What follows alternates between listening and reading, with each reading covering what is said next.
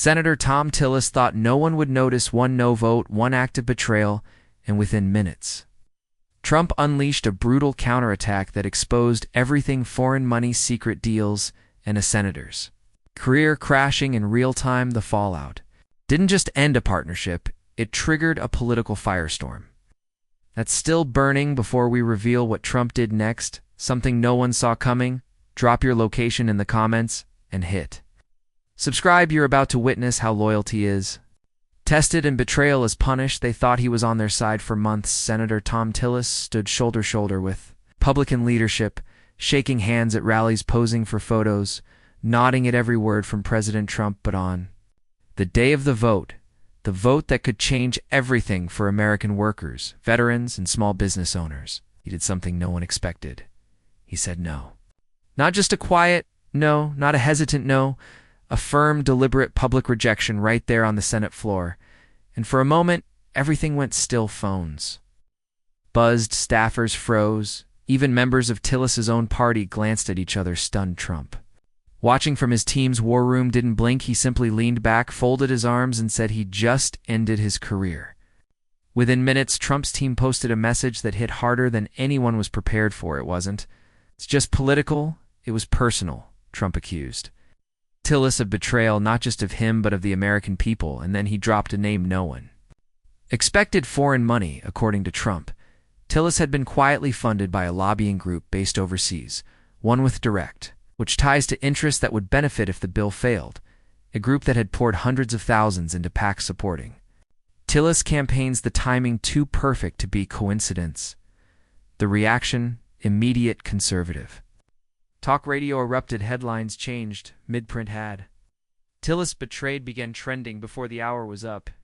Even inside the Capitol, Tillis's allies began backing away. One senator was caught on a hot mic saying, "What the hell was he thinking?"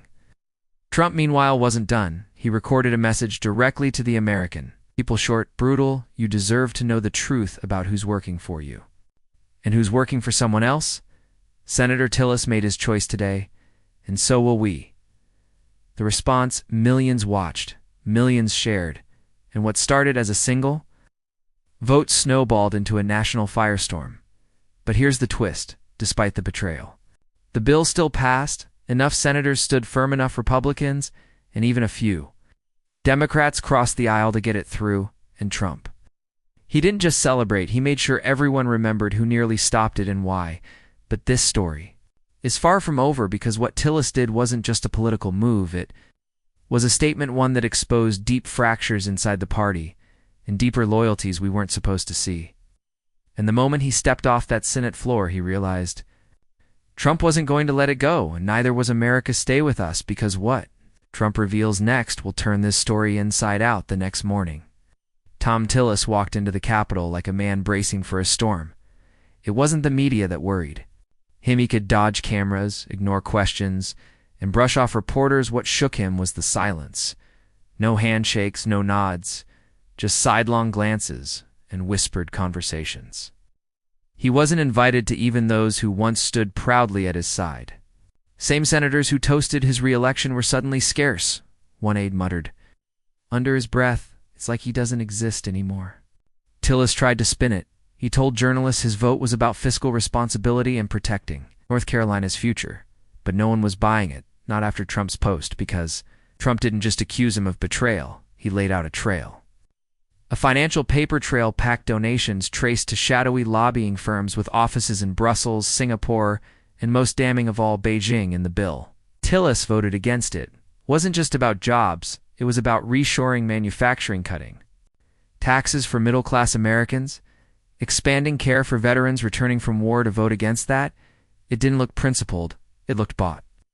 Inside the RNC headquarters, staffers were in damage control mode. Phones rang off the hook. Donors wanted answers. Local GOP chairs from across North Carolina were demanding statements.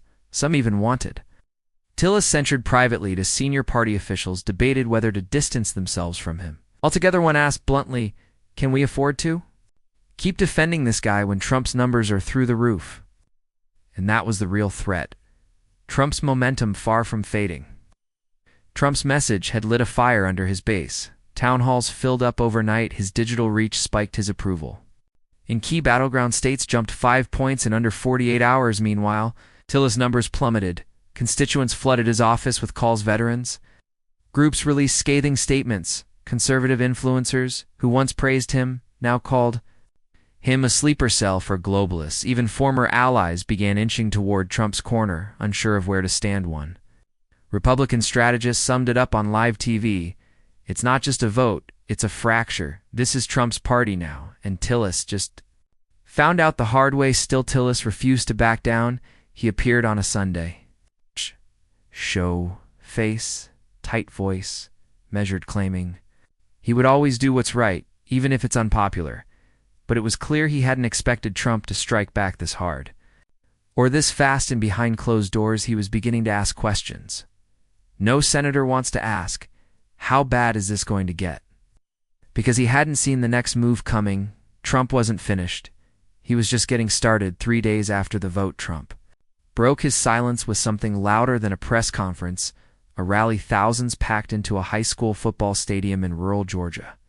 Not for the fireworks, not even for the music. They came to hear what Trump had to say, and they knew exactly who he was going to talk about. The stage was bare, except for a massive banner, America First, no exceptions, and win.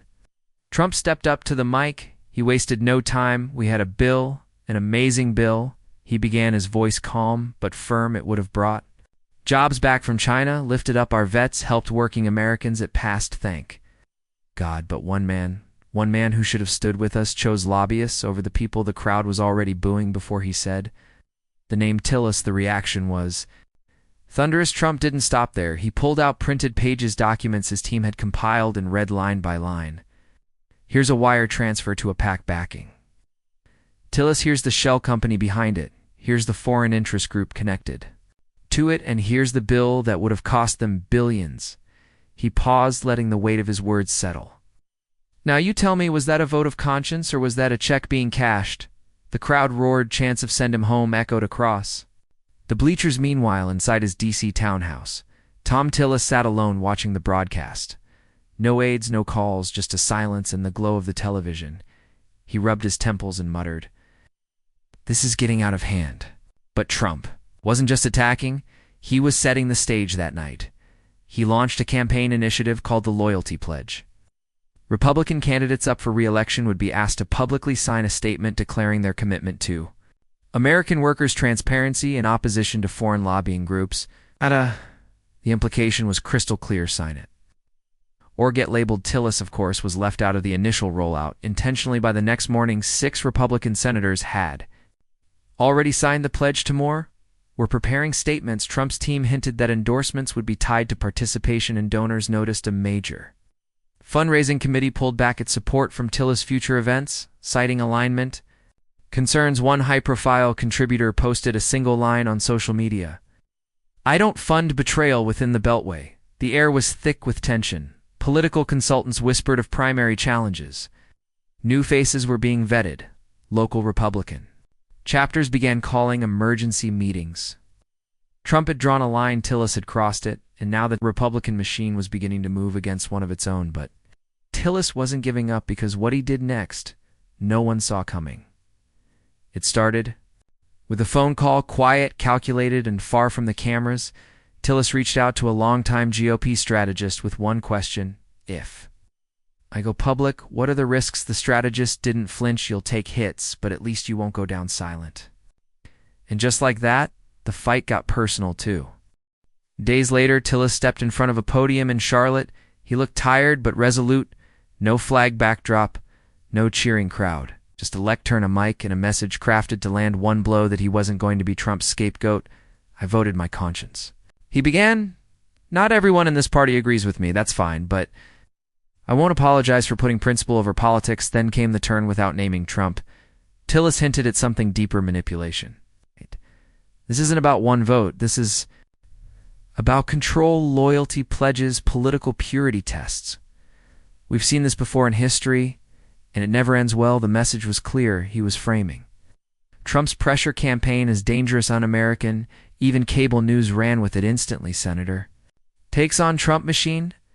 Tillis pushes back on MAGA loyalty tests. Cracks in the GOP armor for a moment. It seemed like Tillis might have found his footing. Even a few moderate Republicans came out in mild support, calling for unity over division, but Trump's team was already 2 steps ahead. Just hours after the press conference, a new video dropped. It wasn't from Trump. It was from a coalition of veterans who had supported the bill in the video. A former Marine stood at a factory floor in Pennsylvania and said Senator Tillis looked us in the eye and told us he had our back. Then he voted against the very bill that would have kept my son's job and helped my brothers get care. More veterans followed. More faces, more voices, none angry, just disappointed. It hit harder than any attack ad because while Tillis was arguing about principle, the American people were thinking about their families, their jobs, their futures, and Trump, he simply reposted the video with a caption that read, "This is who he hurt." That same night, a private meeting took place at a donor's home in Palm Beach. Trump sat with 5 key political funders and outlined his plan not just to hold the party accountable, but to rebuild it from the inside out. This isn't about one senator, he said. It's about making sure our people are never sold out again. And the room nodded. Tillis may have thought he fired back, but in doing so he confirmed what Trump had already claimed, that there was a divide and it was growing by the end of the week. Thom Tillis wasn't walking through the Capitol, he was surviving. The corridors he once strolled with ease were now lined with cameras and turns holding iPhones and journalists shouting over each other. "Senator Tillis, is Trump right about your foreign donors? Do you regret your vote? Are you afraid of being primer?" he said. Nothing, just kept walking, eyes forward, jaw tight. But the silence only fed the frenzy that evening. A primetime cable news debate exploded on screen. The guest list: a pro-Trump congressman from Florida, a conservative columnist, and a former GOP strategist who had once helped get Tillis elected. It didn't go well for him. The congressman opened with fire. "What Thom did was a disgrace. You don't turn your back on your country for a few campaign checks." The strategist tried to soften. It tried to explain Tillis' long-term economic concerns, but the damage was already done. The phrase "betrayal from within" dominated the conversation, and on social media it was a bloodbath. Clips from the show circulated like wildfire, one user wrote. "Tillis sold out for lobby cash. Trump fought for us. It's not complicated." Meanwhile, behind the scenes, donors were pulling out quietly.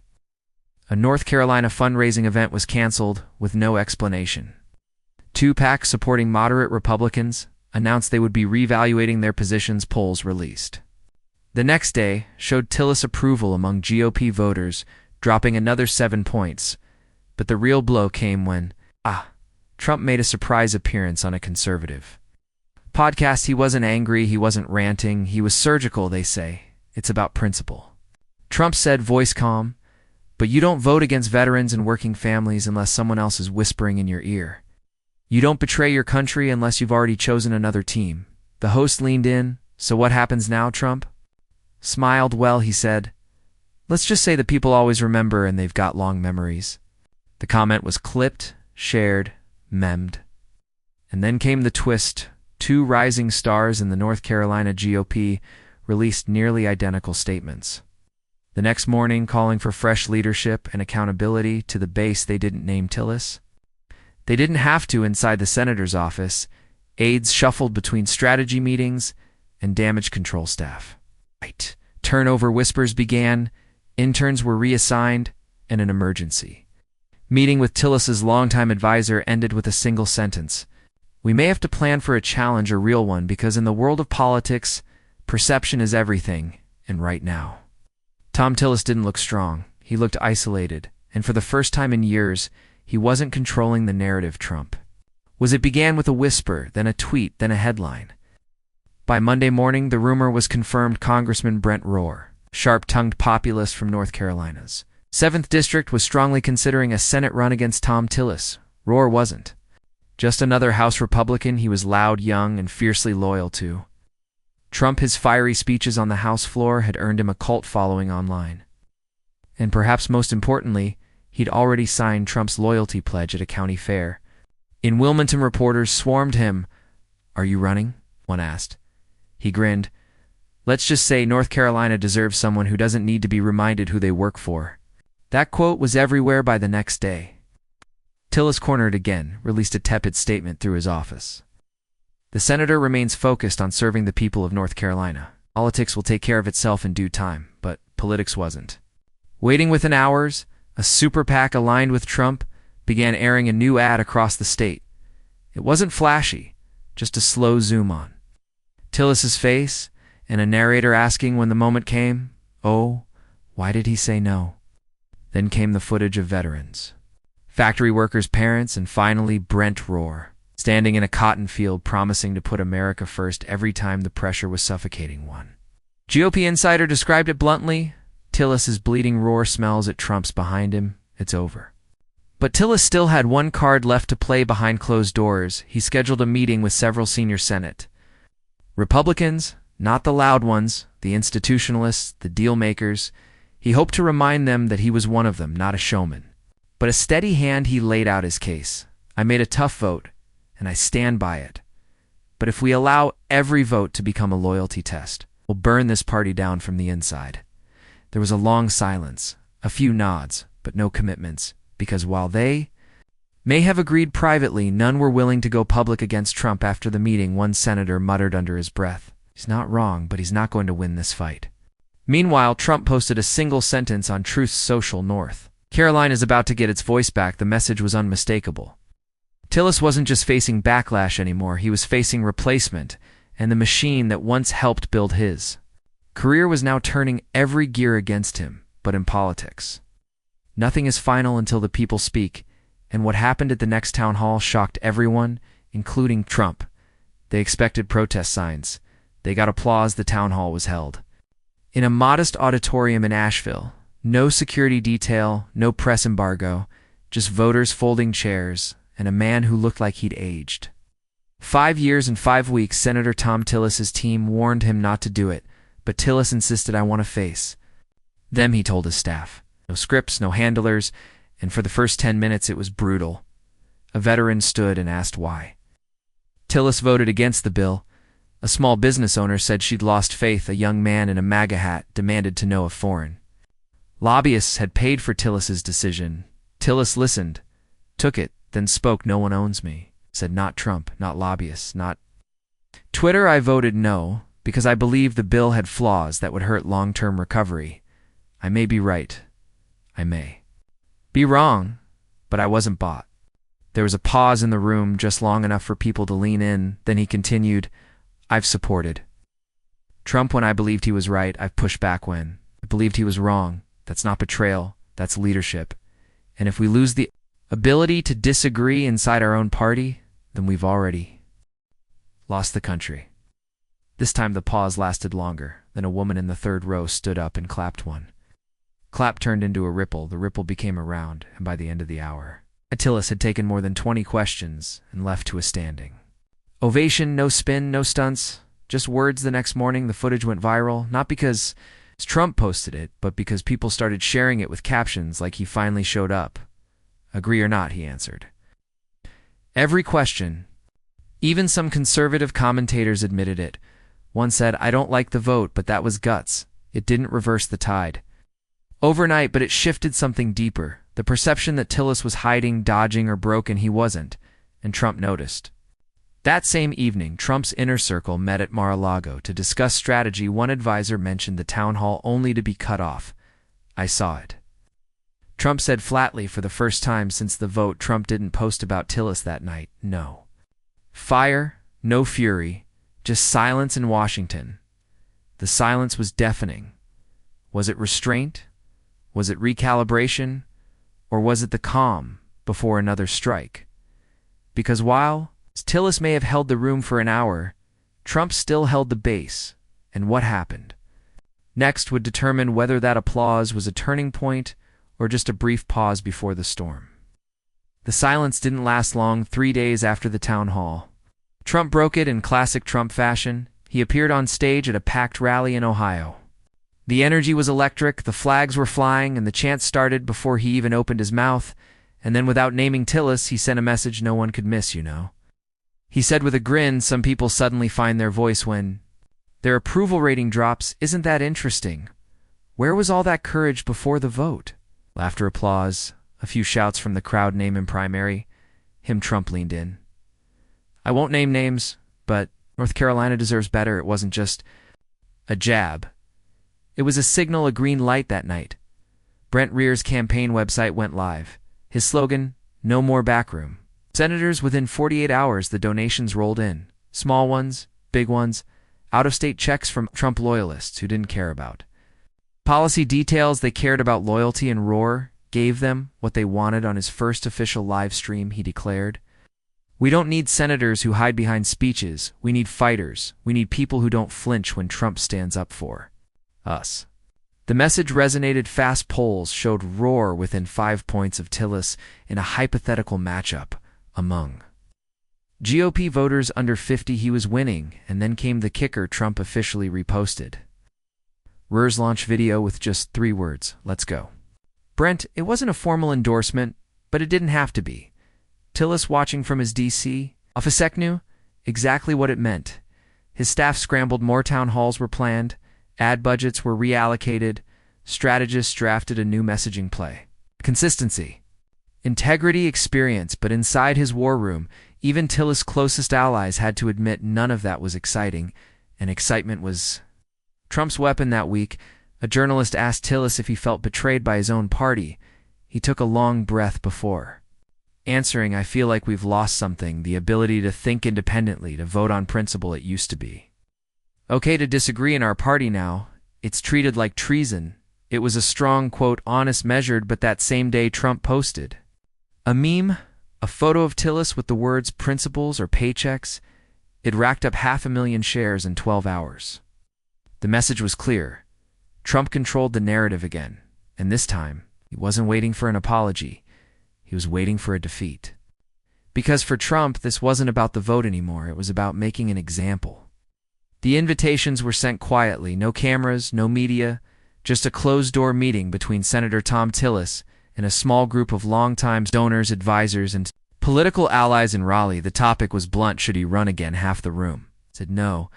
They urged him to bow out gracefully, preserve what remained of his political capital, and avoid an embarrassing primary defeat.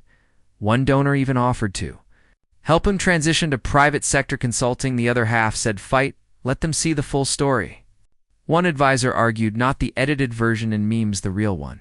Tillis sat quietly, taking it all in. Then he stood up and said, "If I'm going down, I'm going down telling the truth." And with that, the strategy changed. His campaign launched. A new ad, not flashy, not aggressive, just Tillis, sitting at a kitchen table, speaking plainly. "I know some of you are angry with me," said. "I've heard it, I felt it, but I voted the way I did because I believed it was right for North Carolina and for the country, not for Trump, not for donors, for you." The ad ended with a soft call to action. Don't just follow the loudest voice, think. Ask, decide. It aired across the state for a full week, and something odd happened. Phone lines lit up, not just with anger, but with questions. Real ones, people asking staffers about the bill, about the process, about Tillis. Record local radio hosts started inviting him on, not to attack, but to actually talk. He didn't win everyone over, but he stopped the bleeding. And that's when he made the boldest move yet. Tillis sent a public letter to Trump, not an apology, not a challenge, a proposal. "I believe we both care about this country," it read. "I propose a one-on-one conversation. No cameras, no media, just us two. Men who've both served, both been judged, both been underestimated. Let's talk. You may not agree with me, but you'll hear me."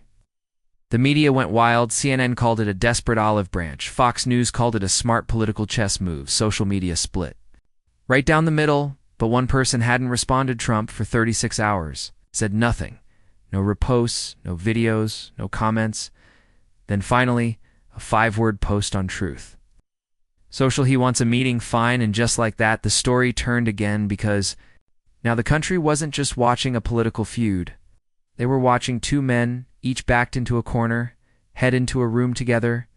And what happened inside that room would decide everything. The location was undisclosed.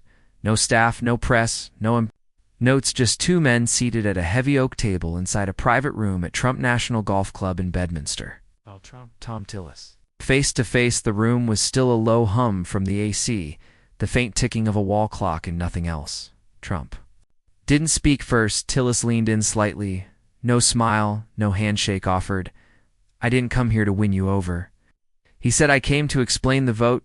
You don't have to like it, but I need you to hear it. Trump nodded slowly, watching him. Tillis laid it out, the economic projections. The budget implications, the section in the bill. That would have allowed federal spending without oversight, something he believed could be abused by future administrations. I wasn't voting against your name, Tillis said. I was voting against a detail. A real one, but the moment I did, it was like I'd betrayed the flag. Trump sat back, arms folded. You didn't just vote, he said. You gave the other side a weapon when our base sees a no from you. They don't read the fine print. They just see weakness. Tillis nodded. Maybe, but leadership isn't about surviving Twitter. It's about doing the right thing when it costs you. There was a long pause, then surprisingly, Trump cracked a faint smile. You've got guts, he said. Wrong instincts, but guts. They didn't agree, but something shifted. The meeting ended without endorsement, without a truce. But as Tillis walked out of that room, reporters waiting outside noticed something different. He wasn't dodging questions anymore. He wasn't hiding. He looked for the first time in weeks steady. That night, Trump posted one sentence, I still think. He was wrong, but at least he showed up. The message was subtle, but in Trump world, it was huge. It cooled the fire, slowed the attacks. Brent Rohr still surged in the polls, but now the story was different. It wasn't about betrayal anymore. It was about contrast, flash versus substance, loyalty versus independence, noise versus conviction. And for a party that had been split down the middle, it gave people room to think. In the weeks that followed, the race tightened, not because Tillis became a harabot, because he showed he wouldn't fold, and voters, some of them at least, respected that in the end, this wasn't a story of triumph or total defeat. It was a story about what happens when power meets principle, and when a man dares to say no, even if it costs him everything.